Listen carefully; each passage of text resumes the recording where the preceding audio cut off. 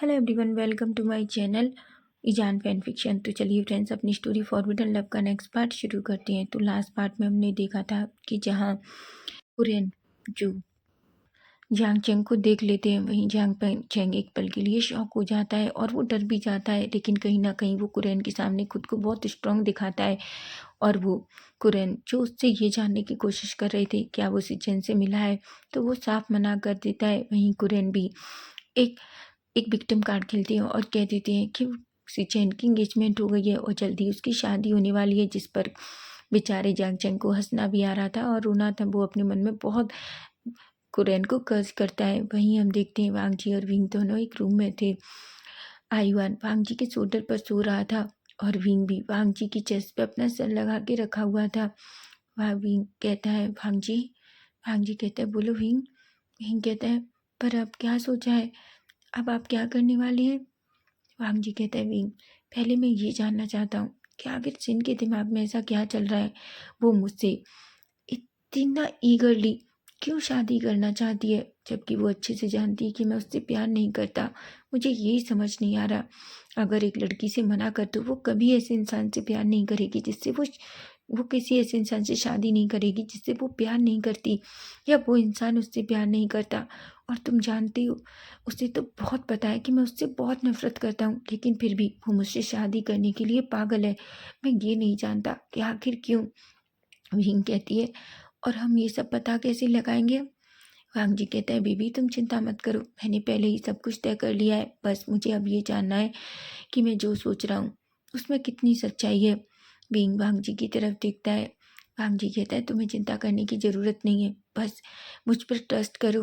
और हाँ, अगर कोई भी वैसी सिचुएशंस हो तो प्लीज़ विंग मुझसे आकर बात करो, पर इस तरीके से मुझे छोड़कर बारे में सोचना भी मत। तुम जानते हो जिस दिन तुमने कहा कि तुम रिजाइन दोगे, मैं मैं कितने टुकड़ों में टूटा मुझे भी नहीं पता। विंग कहता है मुझे माफ़ कर दीजिए, मुझे नहीं पता था। अगर मुझे पता होता तो मैं सच कह रहा हूँ, मैं वैसा कभी नहीं करता। वांग जी विंग के फोrehead पे किस करता है और कहता है बावे आईवान सो गया है, उसे उसके पलने में सुला दो। विंग कहता है और आईवान को वांग जी की चेस्ट से लेता है और उसे सीधा उस पालने में सुला देता है। वहीं वो विंग का हाथ पकड़कर अपनी तरफ खींचता है। विंग कहता है वांग जी विंग के फोrehead पे किस करता है और कहता है मैंने तुम्हें बहुत याद किया। विंग कहता है मैंने भी। वहीं हम देखते हैं वांग जी विंग को अचानक बेड पर फ्लिप कर देता है और उसके ऊपर आ जाता है। वो उसके लिप्स को पैशनेट और डीप तरीके से किस करने लगता है। वहीं वो जल्दी से वांग जी की शर्ट के बटन ओपन करता है, लेकिन जैसे ही वो दो शर्ट बटन ओपन करता है वो अचानक रुक जाता है। वांग जी जो विंग की तरफ बड़ी बड़ी आंखों से देखता है। विंग कहता है कि क्या हुआ। वांग जी कहता है आई आई एम सॉरी विंग, मुझे माफ़ कर दो, मैं तो बस। ऐसा कहकर वो विंग से दूर चला जाता है। विंग को समझ नहीं आता कि आखिर क्या हुआ, वांग जी उसे इस तरीके से क्यों छोड़ दिया। विंग वांग जी की तरफ देखता है, तभी वांग जी साइड में बैठ जाता है और कहता है विंग चलो सो जाते हैं, बहुत नाइट हो गई है। विंग वांग जी का हाथ पकड़ता है और कहता है क्या हुआ मुझे बताइए। वांग जी कहता है कुछ नहीं बावे। विंग कहता है कोई तो बात है, मुझे बताइए ना कि आखिर क्या हुआ, आप इस तरीके से क्यों रुक गए। वांग जी कहता है बावे, मैं नहीं चाहता कि तुम मुझसे नफरत करो। तुम्हें जब ये लगा था कि मैंने सिर्फ तुम्हारी बॉडी पाने के लिए तुमसे प्यार किया था। नहीं विंग, ये सच नहीं है। मैं तुमसे सच में बहुत प्यार करता हूँ। चाहे तुम जिंदगी भर मुझे खुद को छूने ना दो, मैं वादा करता हूँ मैं बिना तुम्हारी मर्जी के वो सब कुछ नहीं करूँगा। विंग वांग जी की बात सुनता है तो उसे थोड़ा बुरा लगता है, क्योंकि उसे पता है ये सब कहने वाला वही है। वो वांग जी के फेस को पकड़ता है और अचानक अपने लिप्स वांग जी के लिप्स पर रख देता है। वांग जी तो एक पल के लिए शॉक हो जाता है, लेकिन फिर वो भी विंग की किस का रिस्पॉन्स करता है। दोनों एक दूसरे को थोड़े टाइम इसी तरीके से किस करते हैं। तभी विंग वांग जी से दूर होता है और कहता है मैं जानता हूँ मेरी बातों की वजह से आप बहुत हर्ट हो गए ना, लेकिन मैं उस टाइम बहुत गुस्से में था। मुझे लगा था कि आपने मुझे धोखा दिया है, लेकिन ऐसा नहीं है कि ये सब कुछ मैं नहीं चाहता। मैंने भी आपको उतना ही याद किया है जितना आपने। वांग जी कहता है विंग क्या तुम श्योर हो। विंग कहता है ऑफ कोर्स, मैं ये चाहता हूँ और बहुत बुरी तरीके से समझे आप। प्लीज़ मुझे छूइए, मेरे साथ प्यार कीजिए, आप जैसा चाहे वैसा कीजिए। वांग जी कहता है विंग प्लीज़, पर फिर कभी ये मत कहना कि मैं सिर्फ तुम्हारी बॉडी के लिए तुमसे प्यार करता हूँ। मैं मानता हूँ कि मैं तुम्हें बहुत पसंद करता हूँ और तुम्हारी हर चीज़ और तुम्हारा शरीर भी पूरा, लेकिन इसका ये मतलब नहीं है कि मैं सिर्फ इसलिए तुमसे प्यार करता हूँ। भीम कहता है मैं स्टूपिड हूँ, आपको पता है, फिर भी आप ऐसी बातें कैसे कर सकते हैं। वांग जी एक स्माइल करता है और कहता है ठीक है, मैं कुछ नहीं कह रहा। तभी वांग जी भीम को अपनी तरफ खींचता है और जल्दी से उसके सारे शर्ट के बटन ओपन कर देता है और उसकी शर्ट को दूर फेंक देता है। भीम वांग जी की तरफ ही देख रहा था। तभी वांग जी कहता है भीम मेरे कपड़े भी निकालो। भीम कहता है क्या? वांग जी कहता है मैं चाहता हूँ कि तुम निकालो मेरे सारे कपड़े। विंग धीरे धीरे वांग जी के सारे कपड़े निकाल देता है। वांग जी जो पूरी तरीके से नेकेड था, लेकिन विंग जो हाफ नेकेड था। तभी वांग जी विंग की तरफ एक इशारा करता है और विंग को अपने पास बुलाता है। विंग जो बिल्कुल वांग जी की लैब में जाकर बैठ जाता है। वहीं वांग जी जो विंग को पैशनेट और डीप किस करने लगता है, लेकिन किस करते करते ही अचानक उसके हाथ विंग की बॉडी के नीचे जाते हैं और अचानक वो अपनी एक फिंगर एंटर करता है और धीरे धीरे विंग को रेडी करने लगता है। जबकि विंग अभी भी वांग जी की लैब में बैठा हुआ था। विंग की सांसें बहुत हैवी हो गई थी। वांग जी जो विंग की तरफ देखता है, विंग के फोरहेड पे, आइज पे, चिक्स पे सब जगह किस करता है और कहता है बाबे तुम्हें पता है मैं तुमसे बहुत प्यार करता हूँ। विंग कहता है मैं भी आपसे बहुत प्यार करता हूँ।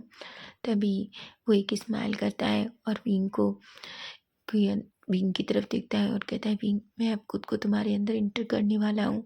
विंग बस कह देता है। तभी वांग जी विंग को अपनी लैब में बिठाते ही धीरे धीरे उसके अंदर एंटर होने लगता है। हालांकि विंग को थोड़ा दर्द होता है, इसलिए वो वांग जी के शोल्डर टाइटली पकड़ लेता है। वांग जी कहता है बस रिलैक्स करो थोड़ा सा और बस तुम्हें अच्छा लगेगा। विंग बस कहता है। तभी वांग जी एकदम अचानक से खुद को पूरी तरीके से विंग के अंदर एंटर कर लेता है। विंग और वांग जी दोनों एक दूसरे के साथ डीप और पैशनेट तरीके से इंटीमेट होने लगते हैं। वांग जी ने विंग की कमर पकड़ ली थी ताकि वो उससे सहारा दे सके और अच्छे से उसके साथ इंटीमेट हो सके। वहीं विंग तो पूरी तरीके से वांग जी में खो चुका था। उसके मुंह से सलाइवा निकल रहा था, लेकिन वो इतना ज़्यादा सेक्सी लग रहा था कि वांग जी की नज़रें विंग से हटी नहीं रही थी। वो अपनी टंग निकालता है और विंग के दोनों लिप्स के ऊपर घुमाता है, लेकिन विंग तो वांग जी के प्यार में इतना खोया हुआ था कि वांग जी उसके साथ कुछ भी करे ऐसा लग रहा था जैसे विंग ने पूरी तरीके से खुद को वांग जी को दे दिया हो। वहीं हम देखते हैं वांग जी अचानक खुद से विंग के अंदर से खुद को निकालता है और विंग को बेड पर पलट देता है और फिर उसको अंदर धीरे से एंटर होता है। विंग गहरी गहरी सांसें ले रहा था। इस बार वो बेड सीट को टाइटली पकड़ लेता है। वहीं वांग जी एक स्माइल करता है, उसके फोrehead पे किस करता है। दोनों फिर से एक दूसरे के साथ पैशनेट और डीप तरीके से इंटीमेट होते हैं। वहीं दोनों जब पूरी तरीके से थक जाते हैं, वांग जी जब विंग की तरफ देखता है, विंग की आंखें पूरी तरीके से थकी हुई थी, उसकी बॉडी पूरी स्वेट से भरी हुई थी। वांग जी कहता है भावे क्या तुम ठीक हो? विंग कहता है हाँ वांग जी मैं ठीक हूँ, पर अब मैं थक चुका हूँ। वांग जी एक स्माइल करता है और कहता है ठीक है। वो थोड़ी देर और उसके साथ ऐसे ही खुद को रिलीज कर देता है। दोनों एक दूसरे की तरफ देखते हैं। वांग जी विंग को वो अपनी बाह में उठाता है और उसे सीधा वॉशरूम में ले जाता है, उसे अच्छे से क्लीन करता है और क्लीन करने के बाद उसे बाहर लाता है। वो उसे ऐसे ही इसी तरीके से नेकेड बेड पर लिटा देता है और खुद भी वॉशरूम में क्लीन होकर आता है और उसी तरीके से नेकेड विंग के पास लेट जाता है। वो विंग को खींचकर अपनी बाहों में ले लेता है। हालांकि विंग नींद में था, लेकिन वो फिर भी उसके फेस पर एक स्माइल थी। वांग जी जो उसके फोrehead पे किस करता है और कहता है विंग विंग नींद में ही कहता है वांग जी कहता है वाह वे मैं तुमसे बहुत प्यार करता हूँ। विंग जो पूरी तरीके से नींद में था, लेकिन फिर भी कहता है मैं भी तुमसे बहुत प्यार करता हूँ, प्लीज़ मुझे मत छोड़ना। वांग जी कहता है भावे मैं वादा करता हूँ मैं तुम्हें कभी नहीं छोड़ूंगा, ऐसा कहता है और फाइनली दोनों नींद में चले जाते हैं। वहीं अब हम सीधा नेक्स्ट डे मॉर्निंग का सीन देखते हैं, जहाँ हम देखते हैं विंग जो पहले उठ चुका था, वो देखता है कि वांग जी ने उसे कितना टाइटली अपनी बाहों में पकड़ रखा है, लेकिन दोनों अभी भी पूरी तरीके से नेकेड है। वो पूरी तरीके से शाय हो जाता है और जल्दी से वांग जी के पास से उठता है। वांग जी जो अभी भी विंग को खींचने की कोशिश करता है कि तभी विंग कहता है बिल्कुल नहीं, मुझे उठना होगा, आयुआन रो रहा है, प्लीज़। वांग जी कहता है बाबू पर मैं थोड़े टाइम तुम्हारे साथ सोना चाहता हूँ। विंग कहता है अभी नहीं, देखिए आयुआन उठ गया और मुझे कपड़े भी पहनने हैं प्लीज़। वांग जी एक स्माइल करता है और विंग का हाथ छोड़ देता है। विंग जल्दी से अपने सारे कपड़े पहनता है और आयुआन को अपनी गोद में लेता है। वो देखता है कि आयुआन ने जो डायपर पहन रखा था वो पूरी तरीके से गीला हो गया है। वो जल्दी से उसका डायपर चेंज करता है, वो उसे थोड़ा अच्छे से क्लीन करता है और फिर उसे दूसरा डायपर पहनाता है। जब तक वो आयुआन की तरफ देखता है और कहता है मुझे लगता है तुम्हें अपने डैड के पास रुकना चाहिए, ठीक है, और अपने डैड के साथ खेलो, मैं तुम्हारे लिए दूध लेकर आ रही हूँ। ऐसा कहता है और उसे वांग जी के पास लिटा देता है। वांग जी जो नींद में था, लेकिन ये और विंग जो देखता है कि आयुआन किस तरीके से वांग जी के चेहरे पर अपने हाथ घुमा रहा है, लेकिन विंग वहाँ से चला जाता है आयुआन के लिए दूध लेने के लिए। वहीं हम देखते हैं आयुआन के छोटे छोटे हाथ वांग जी के चेहरे पर पड़ रहे थे। वांग जी धीरे धीरे अपनी आइज ओपन करता है और कहता है ओह लिटिल क्यूटी, तुम इतना जल्दी क्यों उठ जाते हो? तुम्हें पता है मैं तुम्हारे पापा के साथ थोड़ा देर और सोना चाहता था, लेकिन देखो तुम्हारी रोने की आवाज़ सुनकर वो उठ गया। अब तुम बताओ, क्या तुम्हें पनिशमेंट मिलनी चाहिए? ऐसा कहता है। तभी हाईवान जो वांग जी को देखकर हंसता है और वांग जी कहता है ओह तो तुम मुझ पर हंस रहे हो कि तुमने मुझे और अपने पापा को इतना परेशान कर लिया है ना? ऐसा कहता है। तभी हाईवान जो अपना हाथ वांग जी के फेस पर ले जाता है और उसे टच करने लगता है। वांग जी के फेस पर एक बड़ी सी स्माइल आ जाती है। वो जानता है कि बेटा ना विंग का है ना उसका है, लेकिन फिर भी पता नहीं क्यों वांग जी को आयुआन के साथ एक अलग ही अटैचमेंट है। अगर कोई कल आकर ये कहता है कि वो आयुआन के लिए जान दे दे, तो विंग एक पल वांग जी एक पल के लिए पीछे नहीं हटेगा। वो विंग और आयुआन दोनों के लिए अपनी जान भी दे सकता है। तभी हम देखते हैं वो बैठता है और आयुआन को अपनी गोद में ले लेता है और कहते हैं तो तुम मुझे सोने नहीं दोगे, है ना? आयुआन वांग जी की आइज़ की तरफ देखता है और ज़ोर से हंसता है। वांग जी कहता है तुम्हें पता है मैंने नाइट में तुम्हारी मम्मा के साथ उन्हें बहुत अच्छी सी एक्सरसाइज कराई, इसलिए हम अभी तक सो रहे थे, मेरी तो नींद भी पूरी नहीं हुई। क्या तुमने हमारी एक्सरसाइज सुनी? और ये गलत बात है अगर तुमने सुनी हो। तभी वांग जी के विंग जो कमरे में आता है और वांग जी और आयुआन की बातें सुनता है। वो कहता है यू सेमलेस पर्सन, तुम बच्चे के साथ क्या बात कर रहे हो? वांग जी कहता है मैंने तो कुछ नहीं कहा। विंग कहता है तुम्हारी हिम्मत कैसे हुई आयुआन से ऐसी बातें करने की? कि तुम्हें नहीं लगता ये गलत है? और तुम एक बच्चे के साथ ऐसी बातें कैसे कर सकते हो? वांग जी कहता है पर विंग मैंने कुछ नहीं कहा, मैं तो बस उसे पूछ रहा था क्या उसने मेरी और तुम्हारी एक्सरसाइज की आवाज़ सुनी? भीम जल्दी से वांग जी के शोल्डर पर हिट करता है और कहता है सच में तुम बहुत सेमलेस हो। और आयुआन को उसकी गोद से लेने की कोशिश करता है, लेकिन आयुआन तो और वांग जी के शोल्डर से टाइटली चिपक जाता है। भीम कहता है मुझे नहीं समझ आता आखिर ये तुमसे इतना प्यार क्यों करता है? वांग जी कहता है क्योंकि मैं उसका डैड हूँ, समझे तुम? और क्या तुम्हें नहीं पता कि बच्चे अपने डैड से सबसे ज़्यादा प्यार करते हैं? भीम जो उसकी तरफ गुस्से में देखता है और कहता है पर ये फेयर नहीं है, मैं भी उसका डैड हूँ। वांग जी कहता है बिल्कुल बाबू नहीं बाबू तुम उसके डैड नहीं हो। भीम कहता है कि क्या? वांग जी कहता है ऑफ कोर्स तुम उसके पापा हो, लेकिन मैं उसका डैड हूँ। ऐसा कहता है और वो दूध की बोतल वांग जी अपने हाथ में लेता है और अच्छे से आयुआन को पिलाने लगता है। आयुआन भी वांग जी के हाथ से वो दूध की पूरी बॉटल पी लेता है। भीम तो शौक था। भीम कहता है तुम्हें पता है जब भी मैं उसे दूध पिलाता हूँ ये बहुत नखरे करता है, कभी भी अच्छे से दूध नहीं पीता, कभी साइड से निकाल देता है, कभी आगे से, लेकिन देखो आज तो ऐसा लग रहा है कि पता नहीं वो कितना सीधा है। तभी वांग जी कहता है ऑफकोर्स मेरा बेटा सीधा है वांग जी, तुम्हें ऐसे नहीं कहना चाहिए। विंग अनोइंग सा फेस बनाता है। वहीं भीम कहता है और तुम जल्दी से उठो, तुम पूरी तरीके से नेकेड हो और तुम्हें पता है वेंडिंग आने ही वाला होगा, प्लीज़ वांग जी। वांग जी गहरी सी सांस लेता है और कहता है ठीक है ठीक है। विंग वांग जी के हाथ से आयुआन को ले लेता है और उसे दूध पिलाने लगता है। वहीं वांग जी बेड से खड़ा होता है और जल्दी से जो अब उसके सारे कपड़े उस रूम में बिखरे पड़े थे उन्हें उठाता है और पहन लेता है। भीम कहता है पर भाभी मुझे अभी जाना होगा। भीम कहता है ठीक है। वांग जी कहता है तुम चिंता मत करो, हम ऑफिस में मिलेंगे, ठीक है? वांग जी की बात सुनकर विंग एक स्माइल करता है और कहता है वहीं हम देखते हैं वांग जी का फ़ोन बजता है। तभी फ़ोन देखता है वांग जी कहता है गगा। वांग जी हेलो करता है। तभी सी चैन कहते हैं वांग जी तुम कहाँ हो?